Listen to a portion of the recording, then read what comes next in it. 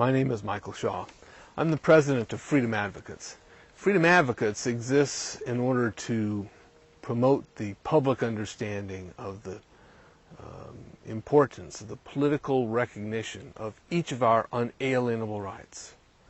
This became an issue to us at the beginning of the 21st century as we began to understand the nature of the Agenda 21 program, the program for collectivization, global collectivization, operated through the United Nations and its affiliates.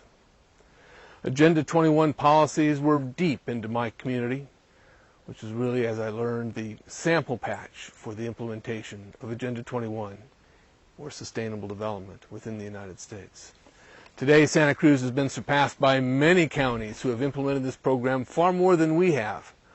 But be assured that whatever county in America you live in today, you have an Agenda 21 sustainable development program in process that is working to affect the goals of Agenda 21, which can really be summarized in 3 points and supported by the documents prepared at the United Nations. Those 3 points are: first, the abolition of private property. This is why the pressure is mounting on landowners across America.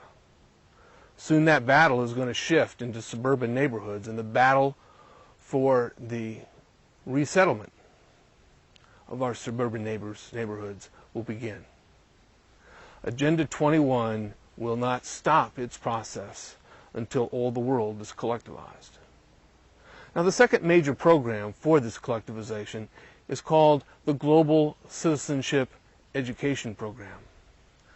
This is best evidenced by review of the federal No Child Left Behind legislation and all the series of legislations that have come along in the last several decades following the establishment of the Federal Department of Education.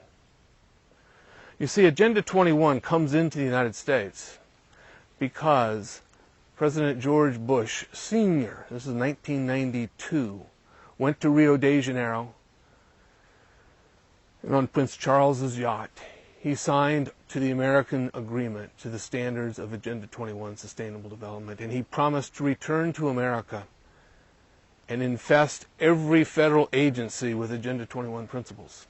You see, this was soft law from the United Nations, not requiring treaty approval.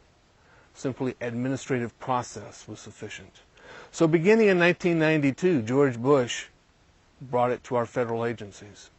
Today, you can review the websites of any federal agency and you can find references to Agenda 21 or sustainable development regularly. But what's more important, you see the policies coming out from our federal government into every state and every county are in the process of implementing this global regime.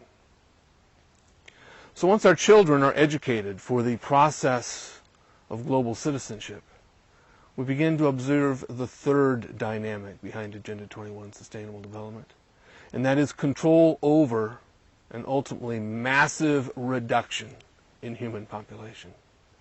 You say, oh, that can't be. I say, well, it is so.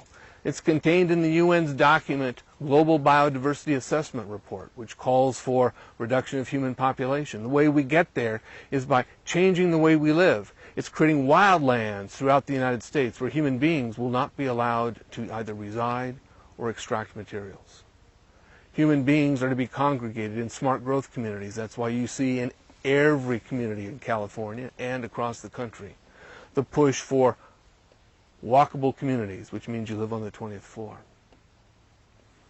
and you walk downstairs, where smart growth cages are really built for the American citizens.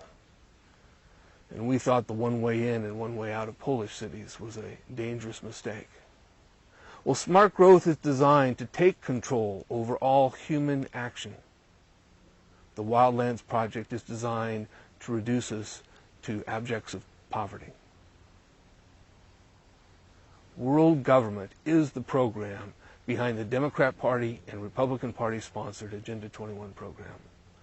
Your local politicians are paid by parties who support the globalization, including the destruction of America, because the programs of sustainable development have been in process for a lot longer than simply since 1992. but the acceleration since then has been overwhelming and accounts for the apparent crumbling of our fiat money system. So what I suggest, because this is a gloomy picture, what I suggest is first that people take reasonable steps to prepare for the worst. Now, I could see the worst to include the destruction of our currency.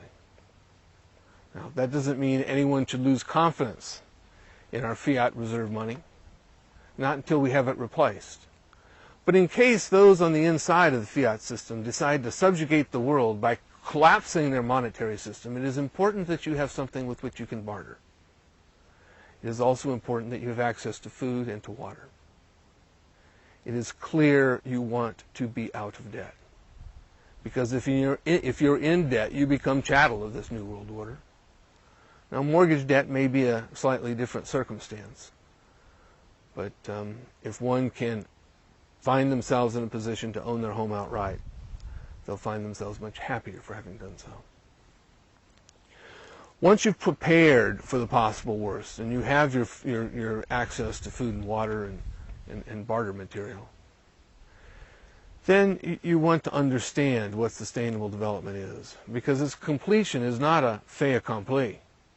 The battle is in their terms, a global to local battle. That means they infuse your community with sustainable development policy. Come to understand that policy and strike at it at every turn. Even those programs that might appeal to you for some undefined reason need to be understood if they fit in the context of sustainable development, and almost nothing coming from our city councils and county commissioners today do not reflect that. Again, it's because the parties are controlled by the agents of world government.